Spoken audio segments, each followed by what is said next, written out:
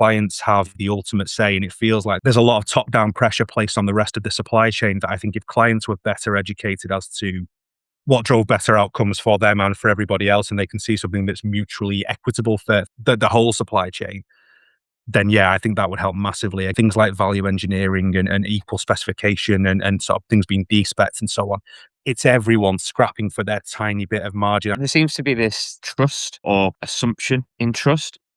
And because it's a soft value, we don't measure it as such. And putting some metric in there on trust, on collaboration, on working together adds an additional value to contracts and working in a collaborative manner. This episode is brought to you in partnership with Adobe Acrobat.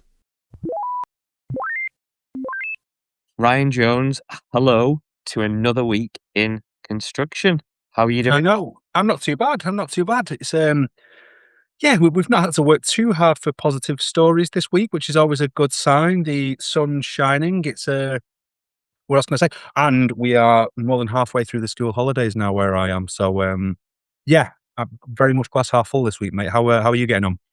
Snap, halfway through. I think as of Sunday or Monday, whenever it was. But I need some help. Oh. So no one can say that we are not invested within this podcast or invested within this industry or invested in our own businesses. But my wife decided to purchase a second-hand Wendy house over the weekend, of which I needed to dismantle, move to our home, and now I'm currently in the middle of sorting out foundations so we can up this Wendy house because it's quite big. So, one, are you free next weekend? And two, have you got a spade? Yes and yes as it goes. We'll figure it out between us. That sounds like, I mean, with all due respect to your wife, that sounds like a pretty thankless gift. I don't know if she kept the receipt because, that's effort. This feels like when a relative of mine, who I won't name just in case they ever listen to this, gifted us with a hobby horse for the kids that was genuinely terrifying. Like it looked like the devil's pet. And yeah, the nightmare that we had trying to actually get that thing in a car, get it back here, and then it wasn't allowed in the house. My wife wouldn't allow it. It's weird how these things happen, isn't it? It is. But yeah, if you've got a spare 8 hours on the weekend, drop the kids off at the grandparents and get yourself round because there's a little bit of digging, sandy soil, so it's all good. Shouldn't be too backbreaking, but I need some leveling ground, which I don't think is my area of expertise. I'm all right with a trowel, but leveling ground's a bit tricky. So get yourself over. Here's my counter offer. We keep talking about we've got all of these young people looking for roles within construction, and yes, they might have the college experience, but don't necessarily have the hands-on experience. Pete, I think you could. I'd be happy to help, but you could create some roles for people here, couldn't you? Passing the baton very nicely there, Ryan. I like what you've done there. Very good. I'm going to try that in my own household every now and again. Yeah, get me out of here, Pete. Let's get on to that first story. Yes, let's do it, shall we?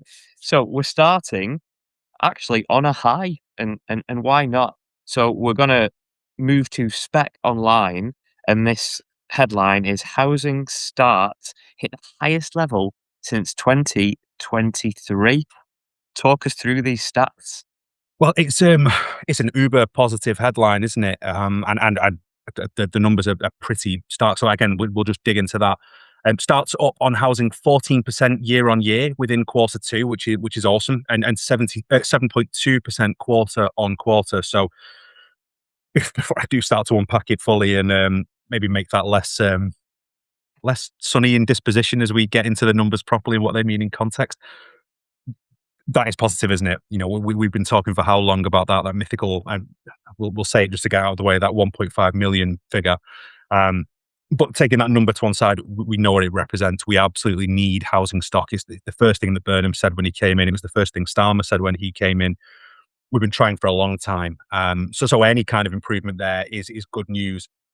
And we should also say, Pete, for the benefit of the listeners, that when you and I were looking at long list of potential stories this week, there were quite a few of these sort of industry output and sort of stat heavy things. The latest S&P data is out there. There's an improvement there as well. So that's the construction sector more generally, not just housing. So it's still in decline, albeit the decline has kind of, I think this is the broader news of the sector, is the decline has tapered off now. We're at a point where the word stagnation was used, but it's maybe not the worst thing in the world, given, again, we've spoken about it, just how stark the decline had been in sort of previous months. And you're looking at the echo effects of the start of that Iran conflict. So this feels the opposite way. I don't think it's that we're out of the woods. And we should say that the data that I mentioned there, that 14% increase, that's housing starts rather than completion. So the completion data for this year still isn't so sterling, but common sense dictates that you can't have completions without starts. So hopefully this is the beginning of a broader recovery process. I think we mentioned vibe a lot last week, but the vibes in sector and in mainstream media certainly feel a lot more positive than they have been. And yeah, the other thing that I will say before I hand over to you for your thoughts on it is that there still feels like that dividing line between pre and post COVID. That still feels like a real moment, obviously, as it was for the globe, but within our sector, that if you look at these numbers compared to 2019, there is still a good way off, and we're 20 plus percentage points away from where we were at that point. So there's still some way to go before we get to recovery proper. But hey, improvement's improvement, isn't it? And I think we'd all take it given where we have been. Yeah, there's a lot of numbers and stats in in this piece, and Isn't rightly there so. always?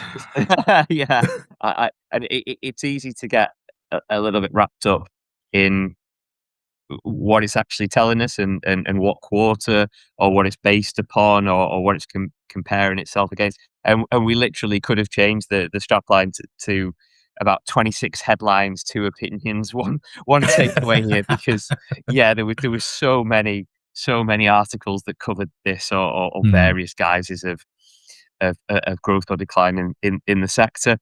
So in England, takes the majority of it, with 85% starts of house builds. As you can imagine, private enterprises delivering most of those starts. Completions are interesting because it's round about the same in terms of where it is in England, 85%, and that's 33,630 homes. So, the starts and the completions are round about the same, but I think you might have a few things to say about those completions that you were moving on to. Well, less so that there's more. There's two stats in there that jumped out to me. I think you and I probably both do the same thing because we're marketers. That the 80+% ones are the ones to look at because those stats jump out at you. I did the same thing looking at that figure for England relative to the rest of the UK, and it's only in stepping back and thinking about it, with Scotland and Wales particularly, have got such large areas of rural land, and therefore you're less developed and less population density, and you would assume less housing requirement on that basis. That maybe that's about right. Again, I'd probably we'll talk about Adobe Spaces later on, but that's something that personally I'd be keen to get my head into. Is that from a Scottish and Welsh point of view, particularly, that looks quite an alarming stat that England is far and away sort of the lion's share of the development work, but maybe that's just the way the population breaks down across the piece within the UK anyway, and on that basis rather, that's not that alarming a stat. The one that was alarming to me, but I'm hoping this new government are ahead of it, is how few of these properties are developed by local authorities. Where we're talking in the low hundreds, with 240 local authority starts over the period. Yeah, pardon me, by English local authorities. Housing associations very much better at 6,500, but yeah, 240 in the context of all of those starts is breathtakingly poor, I would say. And again, I'm not without sympathy. They've been starved of revenue from central government. Obviously, there's a lot of things that local authorities need to provide for. But if this devolution piece is going to be successful, dear God, does that need stepping up? That's a woeful number given where we are, and given the state of sort of the housing stock and housing crisis that we face. So I really have dragged the mood down there, haven't I? So I'm hoping you've got something positive to to move us out of this. But yeah, that really, in terms of stats that are kind of really up there and really down there, like I say, the one glimmer of hope I've got is that, we also know social housing and council housing is something that's been mentioned several times by Burnham and Rayner and so on. So yeah, I really, really hope they can stick the landing on that, because yeah, we've got to pull those numbers up, haven't we? Yeah, Wales' strongest quarterly growth. So across the There you border. go. Yeah, there you go. Yeah, up 40%. from Q4 2025. And then some of my hypothesis then on that 80+% in England is probably about right then, isn't it? That, England might be taking the lion's share of the development work, but clearly Wales is growing at pace, and therefore, that 84% is a tricky journalistic trick, isn't it? That, maybe that's not quite as a standout stat as it's presented. Yeah, and just to complete it, Scotland, the only nation with a decline in starts. But having said that, it was a World Cup year, and they haven't been there for a while, so I think everyone's focus was on US, Mexico, and Canada for Q1, Q2 leading up to it. They had the worst of the kickoff times as well, didn't they? So if they'd had a few lie-ins, that might have impacted productivity. So fair play. You better let them off with that. Yeah, absolutely. All right, let's move on. I think now's a good time, and I'll explain why, to just talk about our partners, Adobe Acrobat. So with Adobe Acrobat, they've created this piece of software called PDF Spaces, and what it allows you to do is upload practically anything from Word documents to web links and reports, of which our second headline is to do with a report. So what I did, because this report is nearly 50 pages long, I put it into its own PDF space. And what PDF Space allows you to do through AI Assistant, analyze the entire document and almost chat with the document. So I asked it a couple of questions, of which it reported back some insights that we might cover or we might not. So while we go through this next headline, I'm going to use my PDF space, which the link is in the show notes. So have a click on that and use this PDF space as you like while we talk through this next headline. Unless you're driving, of course, in which case wait until you've parked up and you are stationary before you do so. I knew there's something I had to do. I knew there's some kind of due diligence, a health and safety point I had to mention. Yeah. As long as it's safe to do so and you're not driving and using any heavy equipment or driving, then use PDF. If not, pause or listen on, and then when you get home, do it. Perfect. On that basis, let's go. Sure. Okay. So this is in ABCD magazine. And the headline is From Adversarial to Aligned, the case for change in supply chain relationships and why collaboration can't wait.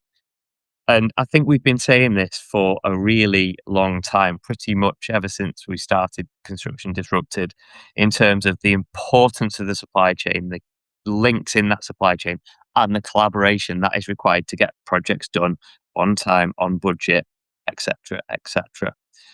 So I'll let you dig into this a little bit more while I pop up PDF Spaces and get ready for what it's going to help us analyze within this article. No, great stuff. So as Pete has rightly teed up there, this is it's a chunky old piece of work. So 50+ page report. It's a survey by NEC Contracts of 1,000 built environment professionals across the UK, Australia, Peru, Singapore, and Hong Kong, which is interesting. A few markets that I don't think we've spoken about before, but a real global perspective and markets that are at sort of varying different stages of maturity and so on. But a lot of the kind of headline stats feel pretty universal. And the big one, you've trailed it there a little bit, Pete. We talk about it all the time. This idea of there being a zero-sum game within construction, that there has to be a winner and a loser and everything being completely adversarial, and leads to things like value engineering. It leads to things like arguments on specification and sort of equal specs and things being stripped out and so on, which my feelings on, and I think Grenfell is it writ large where these things go wrong. But 61% of respondents globally still regard their supply chain as inherently adversarial, and only 58% of projects that respondents have worked on over the past 3 years have been delivered on time and in budget. Which, I mean, how many times have we spoken about that in the context of super projects and everything else? I would say 58% being delivered on time and in full would be a marked improvement on some of the other stories that we've touched on previously. But it's really, really not great. There's some UK specific stats which I think might be interesting for us to get stuck into as well.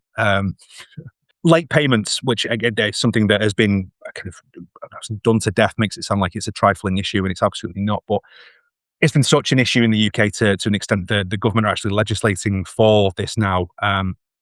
Again, without naming names, I can tell you in in my career, we've had contracts put in front of us that have been 100 plus day payment terms, which is just, again, we've spoken at length about the number of SMEs and micro businesses in the sector. Like, how can you possibly expect a business to stand up on that in terms of cash flow? So this feels very UK centric, but 59% of UK main contractors identify late payment as their single biggest source of instability, which was the highest of any of the markets that were surveyed. So while not UK specific and UK in totality, certainly the worst performers in that respect, which again, just based on lived experience and the frequency, consistency of headlines in the UK space doesn't surprise me all that much. And 63% of UK architects said formal external dispute resolution had been necessary often or very often in the past 5 years. 26% is the global average. So we look at markets like the US and think that they're really quick to litigate and they're really quick to sort of pursue and all that kind of thing. Again, not just the worst in this particular sample, but the worst by a street. Again, look at the headlines in the sector, look at the sort of quite shameful record that we have for insolvencies and things within the sector and how much that leaves business out of pocket. Shouldn't be surprising, but it is. Again, I think you kind of assume that everyone else is in the same boat as us, but to me, that was the most stark statistic within this whole thing. But the weird thing is, Pete, the way that I read it at least, and I'll hand over to you for your thoughts. People understand what we should be doing and say that they understand the importance of collaboration. We're talking 80+% talk about how important collaboration is. And yet we're not having these collaborative contracts. Things are being done on I'm not expecting everyone to be Philadelphia lawyers, by the way, but it sounds like this is our identikit contract. These are our terms. We will bully you into using these. And it doesn't take into account the nature of the work or the nature of the supply chain or the skills that are involved in this and the complexity involved. Surely we've got to get away from this, haven't we? Yeah, I just want to read something here. So if I said to you, we're going to work on a project and we're going to agree to work together on this shared project, commercial venture or creative goal, we're going to define roles, financial contributions, ownership of new work, and exit strategies to prevent disputes. Would that be a good thing to do? Sounds pretty reasonable. Yeah, and that's a collaborative agreement. It's as simple as that. You write it down, you put it in paper, what you agree to do and what you don't agree to do, and who's in charge of what and why and where and when.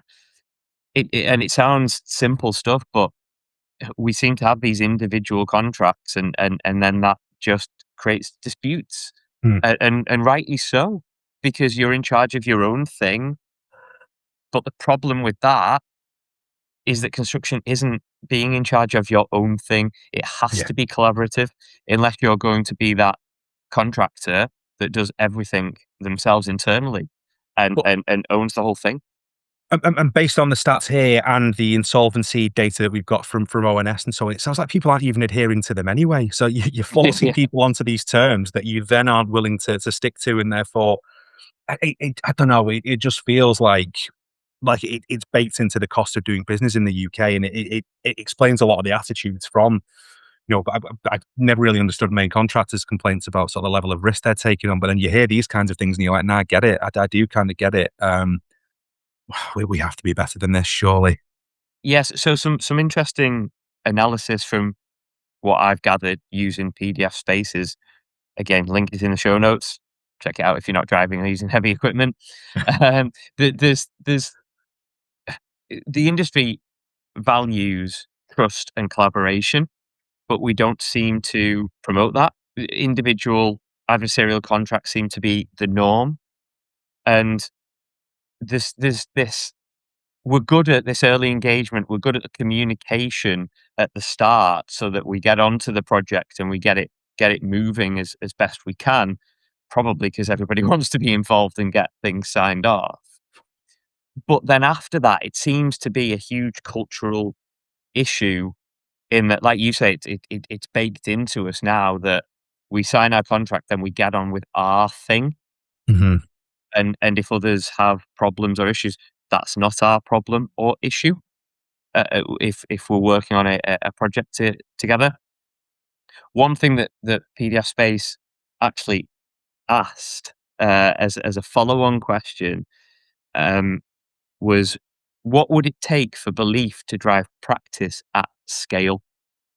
So what do we need to do for people to say this is a good thing and it's what we're going to do? If you're asking me that as a question, I've two things that I think would. I'm not saying that they are definitively the fix, but I think two things that would absolutely help. One, I think we'll come on to with our third story is better educated clients. I think clients have the ultimate say, and it feels like there's a lot of top down pressure placed on the rest of the supply chain. That I think if clients were better educated as to what drove better outcomes for them and for everybody else, and they can see something that's mutually equitable for the whole the whole supply chain, then yeah, I think that would help massively. Again, things like value engineering and equal specification and sort of things being de-specced and so on. It's everyone scrapping for their tiny bit of margin. I've genuinely, some of the conversations that I've had with businesses across the supply chain about the levels of margin they're working to, it's stunning. And I kind of, you almost look at it and think, why would anyone pursue opening a business and trying to grow a business in this sector?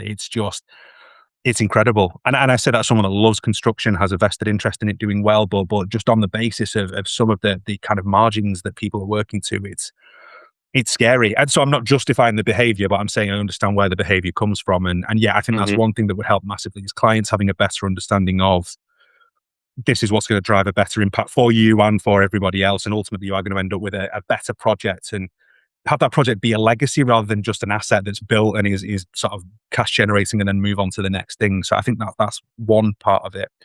And I think the second part of it with that is getting away from cost being the key driver. And again, that probably starts with better educated clients, but better educated everyone through the supply chain. Who is the best person to complete this role?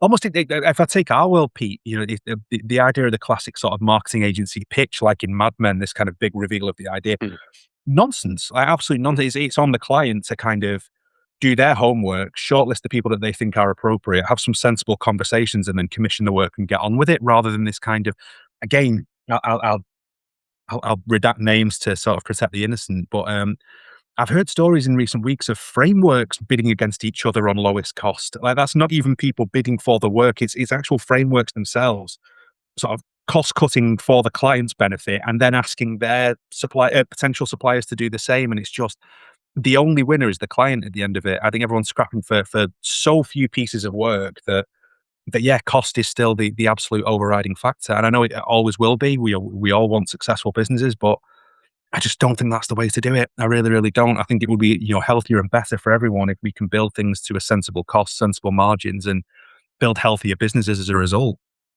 Yeah, there seems to be this stand down, soldier, stand down.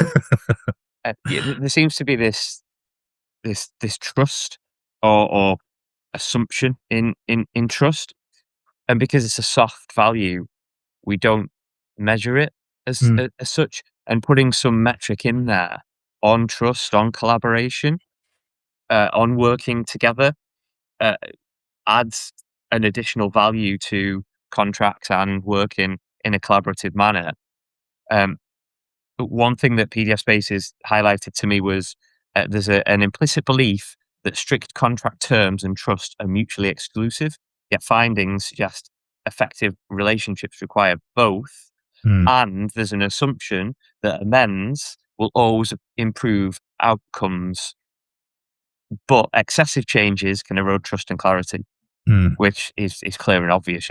If one contract is changing and another one doesn't, then it's always going to muddy the waters. I think they're good shots. I can't speak much from a contractual point of view, but certainly we've looked at the antithesis of a lot of these, over budget, over time, nightmare headline grabbing sort of projects. The ones that have gone really, really well and have delivered. Again, I can't speak for the contracts, but the thing that comes out time and time again is this shared culture that I don't care which contractor, subcontractor, product manufacturer, etc. you've come from. While you're working on this project, you are part of this team.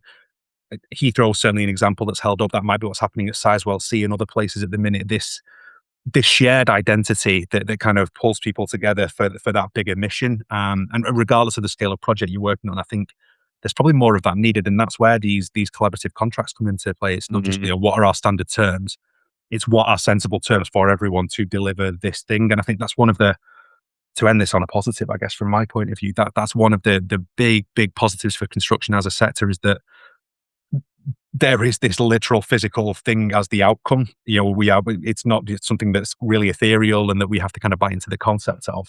We're going to end up with this literal monument to this project that we're working on, and that should sharpen everyone's focus, shouldn't it? Yeah, and just to add to that positivity, so we're all on the same page of bringing positive vibes into the industry. It's one of these things where we need to do what we're actually saying. So clients overwhelmingly determine that these contracts, collaboration would be of benefit, and working collaboratively is a benefit. And public sector leadership in Hong Kong and Singapore of shifting these types of norms. But in other parts of the world, they're not moving fast enough. So if we take a deeper look into what the public sector are doing in those types of countries and learn from those, then we're probably going to be in a much better position and understand how it actually works in practice, rather than just saying it's a good thing. Completely agree, and leads us on beautifully, I think, to our third story, Pete. If you want to take that on. Yeah, absolutely seamless as always. Yes, so this is our friends at Reba cropping up again. Welcome back, and the actual headline is taken from Specification Online, and this is the client's commissioning the UK's best new buildings.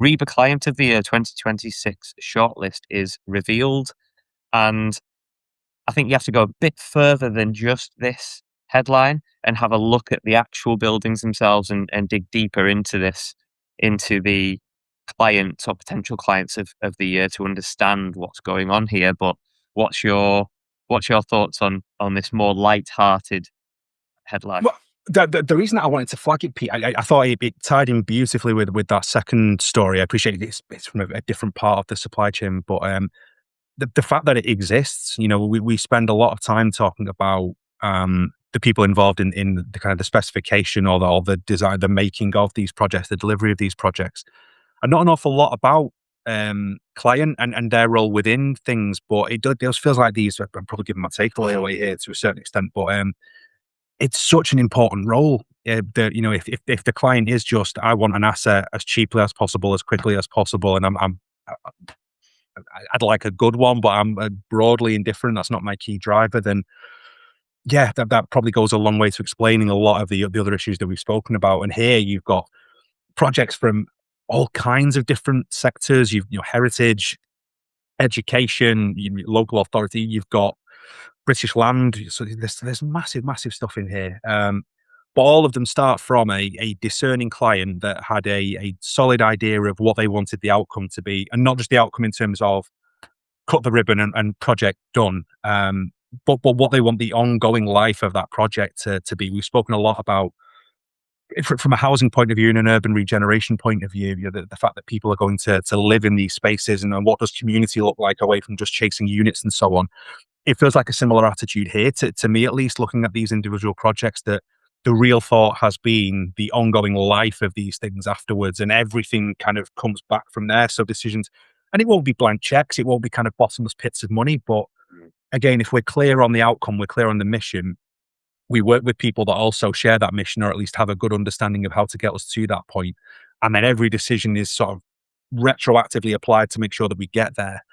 That feels eminently sensible. So it's not that clients need to go on a construction course or anything like that. It's that their job is to be inspired, and their job is to understand the thing that they're ultimately going to be stewards of, and then select partners and budget accordingly, and you'll be sensible in their expectations about ultimately delivering on that end goal. So yeah, they should be celebrated. And I think that, others that are in a position to commission this kind of work, yeah, I think should pay attention to this stuff. And equally, people in the supply chain that have sway, that are able to sort of, in a non-patronizing way, but coach and sort of educate clients to this stuff. I think you've got a couple of really, really good examples here to be able to share with people that, Yeah, it's not about throwing tons of money at something. It's about having a solid idea of what you want to achieve and what this will look like. Forgive me, looks like in the medium term. Clients who've shown courage and vision, as Neil Mhm. Gillespie, who is the awards group chair, puts it. And it goes back to our previous story in terms of the client playing a central role. And the thing that I really like about all of these projects is that there's a benefit to the user, to a local community, Yeah. to visitors, if it's a public attraction. And they all show that. So not just the the beauty, if you want to call it that, of the design and how something is going to look and how it's aesthetics and how it works, but like you said, the longevity of it and how is this going to impact our client for a longer term, not just look good or different or a bit obscure to catch attention, but it's fit for purpose, Mm. but also with that creativity ingrained into it. And that's what this is all about. You know, we talk about house building and we can't build them quick enough. And we've spoken about innovative ways of doing it quicker and different ways of building houses, of which we're not really seen to in this country yet, hopefully in the future. But it all comes back to, for me anyway, we can be creative, we can think that little bit different, but with the premise that any building, anything that's built or designed or anything within infrastructure, it still needs to be useful. It still needs to be fit for purpose. And all these buildings do that, which is great. Yeah, completely. And to sort of piggyback on that as well, Pete, there's a lot of these that are restoration jobs, that are refurb jobs. It's not just, shiny new building, as, as cool as that is and as necessary as that is in some instances as well. That was another thing that I really liked. I know that you've spoken about other architectural awards that I rightly just awarding, things that have longevity and that have stood the test of time and sort of timeless design and so on. Nice to see that there's a mix of that as well. Again, if I'm kind of putting myself in the sort of mindset of architect or main contractor or someone that is working with clients at that sort of upstream level, if you like. There's so many different types of case study here that, alongside assumedly your own work, but yeah, some really nice third party examples here potentially to be able to get clients into that mindset. I think it's really smart. I think it's a lovely idea. It's a lovely initiative. Deserves more praise on it. And yeah, So there's six here. Which is your favourite? Well, York Minster, I absolutely love. I have to say, Brighton College is pretty cool. They're all they're all great. Yeah. I'm sorry, I know I'm fence sitting, but yeah, I'd be a hypocrite if I said it's great that there's so many from all these different sort of parts of the sector and all these different sort of refurb and new builds, and then picked one. But I do love York Minster. What about you?